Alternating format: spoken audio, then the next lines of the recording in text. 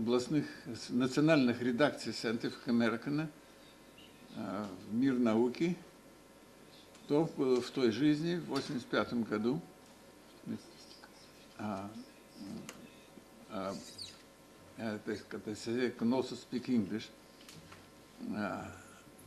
But the point is that we met here for the first time nearly 25 years ago in the first coming of the Scientific American in a Russian version to our country. It was a different country, it was different times, but still it was an important breakthrough in our communication with the West. And I'll speak about that perhaps later tomorrow. But today, we're very happy to have you all here because I think we are at a rather crucial time in the development of science in our part of the world. About a year ago, our government, our president, somehow began to understand that science is an essential part of the economy, the life, the culture of a modern country.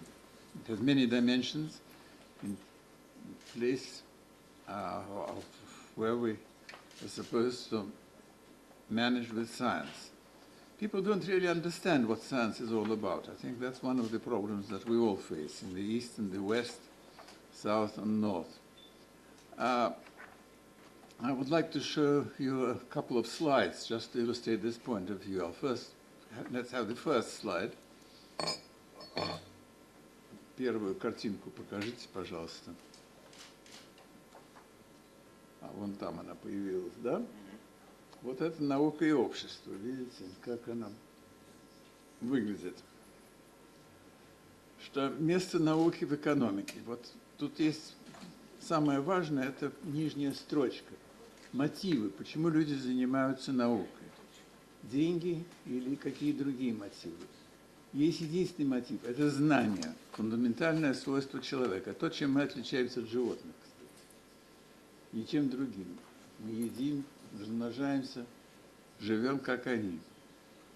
Время, влияние фундаментального понимания очень велико, 100 лет тому назад.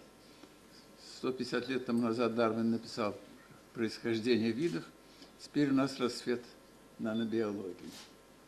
Деньги. На фундаментальное исследование тратится 1%, грубо говоря, экономики, 10% от прикладной науки. Мне хотелось, чтобы эта цифра, эта таблица была у вас в голове всегда, когда мы рассуждаем на теме о науке и обществе. Покажите следующую картинку.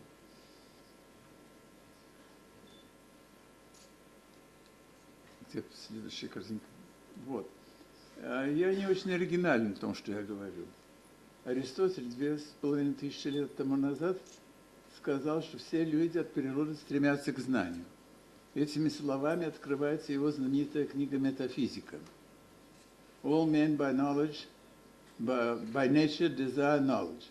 This is the opening words to the metaphysics of Aristotle, who understood these things perfectly well.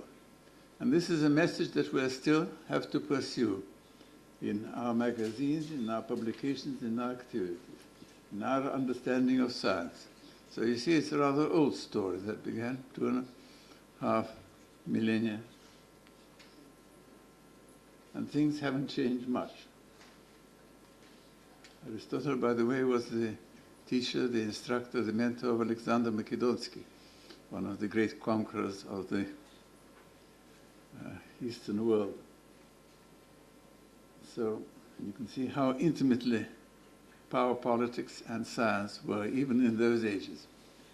And let's have the last picture, just let it hang there for some time to imprint it in your mind. Последнюю картинку покажите и оставьте там. Вот. This is the same picture that I was speaking about. I think we should understand this message, and this is the message really of our journals, of our efforts here. I decided to remind you about these facts because propagating the message of science for some time in our part of the world and worldwide, I came to understand that without these very simple things, when people are thinking about time, money, and motives, can we really grasp the position that science has in our economy and in our culture in general. This is the message of Scientific American. I would like to remind you that our founding father was Gerald Peel. I was happy to know him rather intimately for many years. He came to the very first meeting, and after that we toured Novosibirsk and Georgia. It was another country, another world, and I was very happy to be the host to this remarkable man. Perfectly well understood these things. He was not a scientist, but he had an uncanny understanding of science and its message. I think he was quite peculiar in this way. I think 40 people, by some estimates, or 80 people, were first published in Scientific American and got the Nobel Prize. Not the other way around. When you get now a Nobel Prize, everybody's running about you and commissioning papers. But he saw people who would do it.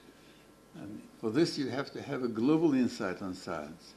And I learned much from this remarkable man.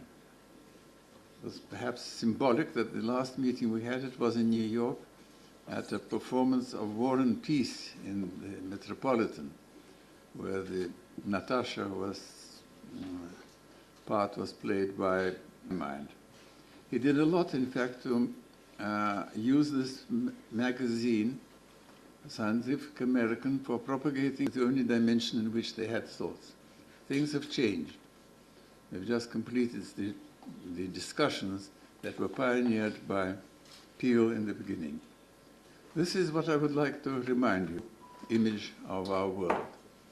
Well, these are the few words that I would like to remind you of and the mission that we all subscribe to. Thank you.